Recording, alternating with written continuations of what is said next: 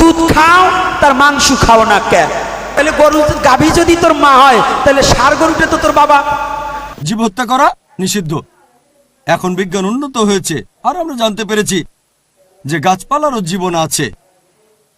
তাহলে ভেজ খাবার খেলেও তো জীব হত্যা করছেন। তখন যুক্তি বদলায়, ঠিক আছে আমরা মানছি যে গাছপালারও জীবন আছে, তবে ব্যথা অনুভব করতে পারে। আসসালামু আলাইকুম বন্ধুরা। প্রত্যেকটা ধর্মকে জানার জন্য সেই ধর্মের কিতাব পড়া খুবই দরকার। ডক্টর জাকির নায়েক ঠিকই বলেন যে কোনো ধর্মকে জানতে সেই ধর্মের মানুষকে দেখো না, যদি সেই ধর্মকে জানতে হয় তাহলে সেই ধর্মের কিতাব পড়ো। ডক্টর জাকির নায়েক বারবার একই কথা বলে যে মুসলিম হতে গেলে মুসলিমকে দেখো না, মুসলিম হতে গেলে মুসলিম ধর্মের কিতাবগুলোকে দেখো, হাদিসগুলোকে দেখো। ঠিক সেরকমভাবে হিন্দু হতে গেলে হিন্দু মানুষকে দেখো না, হিন্দু পণ্ডিতকে দেখো না, দেখো কাকে না, হিন্দু ধর্মের কিতাবগুলো। হিন্দু ধর্মের কিতাবে অনেক কথা আছে যেগুলো খুব ভালো। আর হিন্দু ধর্মেও আমাদের নবীর আগমন সম্বন্ধে বলা হয়েছে। তাই হিন্দু মানুষদের জন্য কি বলবো, তারা মানে তাদের মতো মাথা মোটা মানুষ আমি দেখিনি। এতটাই মাথা মোটা, তারা কিতাব পড়বে না, তাদের যে পণ্ডিত তারাও কিতাব পড়বে না, হ্যাঁ, যা ইচ্ছা তাই বলে যাবে। আর হিন্দু ধর্ম যারা পালন করে তাদেরও কর্তব্য কিতাব পড়া, কিন্তু তারাও কিতাব পড়বে না। সেই হিন্দু ধর্মের পণ্ডিত যা বলবে তাই তাদেরকে শুনতে হবে। তাদের কিতাবেও তো ভালো ভালো কথা আছে, তাদের কিতাবেও বলা হয়েছে যে ঈশ্বর এক ও দ্বিতীয়, তাদের কিতাবে বলা হয়েছে মূর্তি পুজো হারাম, তাদের কিতাবে বলা হয়েছে যে মূর্তি পুজো করলে তাকে জাহান্নামে যেতে হবে, কিন্তু তারা কিতাব পড়বে না। এবং হিন্দু ধর্মেও অনেক ভালো ভালো কথা আছে। তো আজকে শ্রী গোপীনাথ আর ডক্টর জাকির নায়েকের বক্তব্য আমরা শুনবো, ঠিক আছে? শ্রী গোপীনাথের কথার উত্তর ডক্টর জাকির নায়েক কত সুন্দরভাবে দিল, আমরা সেই ভিডিওটা আজ দেখব। ভিডিওটার মূল গল্প হচ্ছে গরুর মাংস খাওয়া নিয়ে। গরুর মাংস খাওয়া নিয়ে আমাদের কিতাব কি বলছে আর হিন্দুদের কিতাব কি বলছে সেটা আমরা দেখব। শ্রী গোপীনাথ কি বলছে এবং ডক্টর জাকির নায়েক কি বলছে সেটা আমরা শুনবো। চলুন তো আমরা ভিডিওটি দেখি। দুধ খাও তার মাংস খাও না কেন? প্রশ্ন কিন্তু এই জায়গায় আমি বলবো না, কি এটা ছিল না? তাহলে এর কারণ হচ্ছে এই, যদি বলা হয়, যদি কোনো হিন্দু ছেলে বলে আমাদের কথাকথিত চলে যে গরু হচ্ছে আমাদের মাতৃস্বরূপিণী, অহিন্দু একজন টপ করিয়ে কয় তাহলে গরু গাভী যদি তোর মা হয় তাহলে ষাঁড় গরুটা তো তোর বাবা। কি বলে কি না? এই বলে কি না? এর টাটকা জবাব রয়, বাবা খালি হিন্দু ধর্মের নয়, তোমার বাবাও হয়। যদি বলো কেন, আমি বলছি দেখো যুক্তি করে সমাধান হবে এই সবার পরে, তাও লজিকের দ্বারা, শাস্ত্রের দ্বারা নয়, একেবারে দর্শনের দ্বারা বুঝাতে চাই। যদি বলি কেমন, মা যদি মারা যায় আমরা দুগ্ধ কোথায় পাই? গাভী থেকে এনে খেতে হয়। ওই বাচ্চাটাকে গাভীর দুগ্ধ পান করালে, যেমন আমার নবীর ছোটবেলায় মা মরে, তুত মা হালিমারে কয়, পালিত মা যারে কয়, নবী একদিন যেখানে ছিল ওই দুধ মা হালিমার আগমন ঘটিল, নবী নিজে মাথার পাগড়ি খুলে ওই হালিমাকে বসতে দেয়। সাহেবারা চিনতে পেল না, তখন নবীকে জিজ্ঞাসা করলো যে নবী একই ঘটনা, আপনার মাথার পাগড়ি আমি জানি সবার উপরে, আপনি তা আপনার মাথার পাগড়ি দিলেন একটা মহিলারে বসতে? বলছে তুমি জানো না, ও আমার দুধ মা হালিমা আমার মা হয়, মায়ের আসন সন্তানের সবার মস্তকের উপরে রয়। দুধ মা হালিমার আসনটা যদি নবী তার মাথার উপরে অর্থাৎ পাগড়ির উপরে দিতে পারে, আমার সনাতন বিশ্ব চরাচরে যে গাভীর দুগ্ধ গ্রহণ করে জীবন ধারণ করে, তাহলে গাভীকে কি মা বলে ডাকা যায় না? হ্যাঁ, যায় কি না? এখন কায়দা বেকায়দায় পড়ে গেছি, নাইলে হাদিস 2-4 জানি না তা ভাইব না, জানি না তা ভাইব না, ও 2-4 শিখাই হতে পারতাম, কিন্তু এখন একটু বেকায়দায় পড়ে গেছি। জন্য অপেক্ষা করুন। এই বেকায়দার জন্য কিছু কইতে পারি না, নাইলে কবার পারি না তা না। তবে শুনুন, আর আমি অন্য জায়গাতে বলবার যাবো কে? আমার ধর্মে কম আছে না? আমার ঘরে যা আছে তাই কুতোই তো আমি পাচ্ছি না, আমি আবার পরে টানবার যাবো। তাই এইবার অত প্রশ্ন আইনো না, প্রশ্ন করলে আমি 2000 করে টাকা আনবা, নাহলে প্রশ্ন আনবা না। এখন প্রশ্ন একটা, এই যেটা বলছে এটা একটু হৃদয় দিয়ে শোনো, তাহলেই হবে। কি বাবা, এতগুলো বলছি, 10টা যদি ধারণ করতে পারে তবেই জীবন ধন্য হয়ে যাবে। এতগুলো বলছি, তাহলে এইবার কি? তাহলে গাভী কি জননী স্বরূপা, মানে মাতৃ স্বরূপা। আমাদের মতো পশুর মতো শ্রেষ্ঠ পশু আমরা গো। গো মানে গো ব্রাহ্মণ হিতায় চ। মনুষ্যর মতো ব্রাহ্মণকে সম্মান করিবে। ব্রাহ্মণকে কইতে নেছে সে কাজ করলা। ব্রাহ্মণকে ওই যে উত্তরবঙ্গে একটা বাইরে এসে কয় বাউনের ছাওয়ালি বাউন হবে, মানে পাড়ার ছাওয়াই পাড়াবে, ওটার পেটে আর কিছু হবি দেয়া।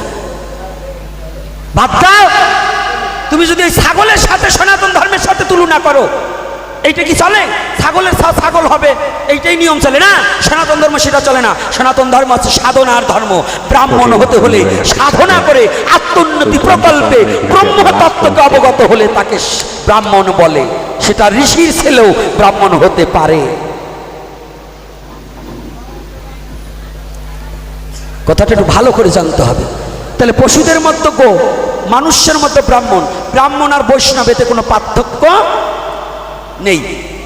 যদি কেউ বলে ব্রাহ্মণের হাতে বৈষ্ণব খায় না, বৈষ্ণবেতে ব্রাহ্মণ খায় না, না, এটা মিথ্যা কথা। আমি আমারে ব্রাহ্মণে রান্না করে দিলে খাবো, কিন্তু সেই ব্রাহ্মণটা কেমন একটু তাই দেখবো না। একাদশীর দিনে চরণ ধরে জুলেতে নইয়ে যাবে, ওই হারামির রান্না আমি খাবো নাকি? হ্যাঁ, চরণ চেনেন তো? আজকাল সনাতন ধর্মের মধ্যে গুরুদেবের পা ধোয়া জল খায় না, মুরগির পা ধোয়া জল খায়। কারণ হিন্দু বাড়িতে মুরগি বসে গুরুদেব দীক্ষা নেবার চায় না। কারণ দীক্ষা নিলে পরে আবার জ্বালা আছে, এটা খাইও না, ওটা খাইও না, এটা করো ওটা করো। আর যদি মুরগি পুষি তাহলে তার কোনো জ্বালা যন্ত্র নাই, প্রত্যেক দিন এটা করে ডিম দেবে। আমি দক্ষিণ অঞ্চলে গিয়েছিলাম পাটে, তাই এক মা সকালবেলা যাচ্ছে ঘাটে, পড়িয়ে গেছে আমার বাটে। তাই অমনি প্রণাম করে কয়, বাবা তুমি একটা কথা বলবো কি, আপনাদের দেখলে প্রাণে লাগে ভয়। তাই আমি বলছি কেন মা? অনেক ভুল ধারণা আছে যে হিন্দুদের ননভেজ খাবার খাওয়া উচিত না, এটা ভুল ধারণা। যদি হিন্দু ধর্মগ্রন্থ পড়েন, এটা আছে মনুস্মৃতিতে অধ্যায় নম্বর 5 অনুচ্ছেদ 30, ঈশ্বর প্রাণী বানিয়েছেন, তাদেরকে কেউ খাবে আর কাউকে খাবে অন্যরা। যদি তুমি খাওয়ার জন্য সৃষ্টি করা প্রাণী খাও তাহলে কোনো পাপ হবে না।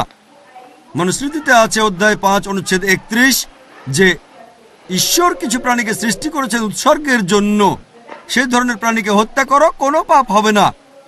মনুস্মৃতিতে আছে অধ্যায় নম্বর 5 অনুচ্ছেদ 40 যে উৎসর্গের জন্য প্রাণী হত্যা কোনো পাপ নয়। হিন্দু ধর্মগ্রন্থে এরকম আরো অনুচ্ছেদ আছে, বেদেও আছে যে মুনি আর ঋষিগণ ননভেজ খাবার খেত, তারা গরুর মাংস খেত। মহাভারত পড়লে দেখবেন অনুশাসন পর্ব অধ্যায় নম্বর 88, পাণ্ডবদের গল্পটা তো জানেন। পঞ্চপাণ্ডব 5 ভাই, সবচেয়ে বড় ভাই যুধিষ্ঠির, তিনি ভীষ্মকে জিজ্ঞেস করলেন যজ্ঞের সময় কি উৎসর্গ করব, পূজার সময়, যাতে আমাদের পূর্বপুরুষেরা সন্তুষ্ট হবেন। ভীষ্ম উত্তরে বললেন, যদি তুমি লতাপাতা আর শাকসবজি উৎসর্গ করো তাহলে আমাদের পূর্বপুরুষেরা সন্তুষ্ট থাকবেন 1 মাস। মাছ উৎসর্গ করলে 2 মাস। যদি তুমি মাংস দাও তাহলে 3 মাস। যদি খরগোশ উৎসর্গ করো তাহলে 4 মাস। যদি ছাগল দাও তাহলে 5 মাস। শুকরের মাংস দিলে তখন 6 মাস। যদি পাখির মাংস দাও তাহলে 7 মাস। হরিণের মাংস দিলে 8 মাস। এভাবে তিনি বলে গেলেন। মহিষের মাংস দিলে 11 মাস। যদি গরুর মাংস দাও তাহলে পূর্বপুরুষেরা সন্তুষ্ট থাকবেন পুরো 1 বছর। আর যদি চাও যে পূর্বপুরুষেরা সন্তুষ্ট থাকবেন একেবারে সারা জীবন, তাহলে ছাগলের লালচে মাংস দাও বা গন্ডারের মাংস দাও। এ কথা কে বলেছেন?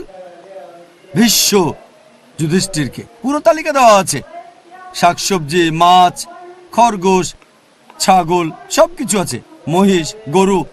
তাহলে হিন্দু ধর্মগ্রন্থ বলছে ননভেজ খাওয়ার অনুমতি আছে। হিন্দুরা এখন এগুলো মানে কারণ তাদেরকে প্রভাবিত করছে অন্যান্য ফিলোসফি, যেমন অহিংসা। এখন হিন্দুরাও এটা পালন করে। আর যারা এই অহিংসা নীতি মেনে চলে যে নন ভায়োলেন্স, জীবিত প্রাণীকে হত্যা করা যাবে না, যদি একজন মানুষ কোন রকম প্রাণী হত্যা না করে টিকে থাকতে পারে, আমি সেটার পক্ষে আছি। এখন তারা বলে প্রাণী হত্যা করা এটা খুব বড় পাপ, কারণ এটা হচ্ছে জীবন, জীব হত্যা করা নিষিদ্ধ। এখন বিজ্ঞান উন্নত হয়েছে আর আমরা জানতে পেরেছি যে গাছপালারও জীবন আছে। তাহলে ভেজ খাবার খেলেও তো জীব হত্যা করছেন। তখন যুক্তি বদলায়, ঠিক আছে আমরা মানছি যে গাছপালারও জীবন আছে, তবে ব্যথা অনুভব করতে পারে না। তাহলে একটা গাছকে হত্যা করা প্রাণী হত্যার চেয়ে কম গুরুতর পাপ। আচ্ছা, তর্কের খাতিরে মানলাম, কিন্তু এখন বিজ্ঞান বলছে আমরা মানুষরা যে শব্দ শুনতে পাই তার কম্পনাঙ্ক 20 সাইকেল পার সেকেন্ড থেকে 20,000 সাইকেল পার সেকেন্ড, এর নিচে বা উপরে হলে আমরা শুনতে পাই না। বর্তমানের বিজ্ঞান বলে যে গাছপালা কান্নাকাটিও করে, কিন্তু সেটা মানুষ শুনতে পায় না। আমেরিকার এক কৃষক একটা যন্ত্র বানিয়েছেন যেটা দিয়ে গাছের কান্না মানুষ শুনতে পাবে আর জানতে পারবে কখন গাছের পানি লাগবে। তখন হয়তো বলবেন, আচ্ছা ঠিক আছে, মানলাম যে গাছপালা যন্ত্রণা অনুভব করতে পারে, তবে এদের 2 বা 3টা ইন্দ্রিয় কম আছে, তাই গাছপালা হত্যা করা কম গুরুতর পাপ পশু পাখি হত্যার চেয়ে তাদের ইন্দ্রিয় 5টা। আচ্ছা, তর্কের খাতিরে এটাও মানলাম যে গাছপালা 2টো ইন্দ্রিয় কম থাকে পশু পাখির চেয়ে। আপনাদের একটা প্রশ্ন করি, যে ধরেন আপনার ভাই, আল্লাহ না করুন, ধরেন সে জন্মালো বোবা আর কালা হয়ে, আর বড় হওয়ার পরে তাকে কেউ মেরে ফেললো, তখন কি জজের কাছে গিয়ে বলবেন, মাই লর্ড এই খুনিকে কম শাস্তি দেন কারণ আমার ভাই ছিল বোবা আর কালা, এভাবে বলবেন? আপনি জজকে বলবেন তাকে বড় শাস্তি দেন, আমার ভাই ছিল মাসুম, সে শুনতো না, বলতে পারতো না। তাই ইসলাম ধর্মে এমন না যে 2টো ইন্দ্রিয় কম বা 2টো বেশি। আল্লাহ পবিত্র কোরআনে বলেছেন সূরা বাকারা অধ্যায় 2 আয়াত 168, তোমরা বৈধ আর পবিত্র খাদ্যবস্তু থেকে আহার করো, যেটা ভালো পবিত্র সেটা খেতে পারেন। আর এছাড়াও যদি অমুসলিমরা তারা ইসলাম ধর্মের নন ভেজ খাবার খেতে না চায়, আমার কোনো সমস্যা নেই, আপত্তিও নেই। শুধুমাত্র যখন বলছেন এটা পাপ, মানবতার বিরুদ্ধে, তখন আমি উত্তর দিচ্ছি। এমনিতে অমুসলিমরা ভেজ খাবার খেলে সেটা আমার জন্য ভালো। যদি সব অমুসলিম নন ভেজ খাওয়া শুরু করে দেয় তাহলে গরু ছাগলের মাংসের দাম বেড়ে যাবে। তাই ব্যক্তিগতভাবে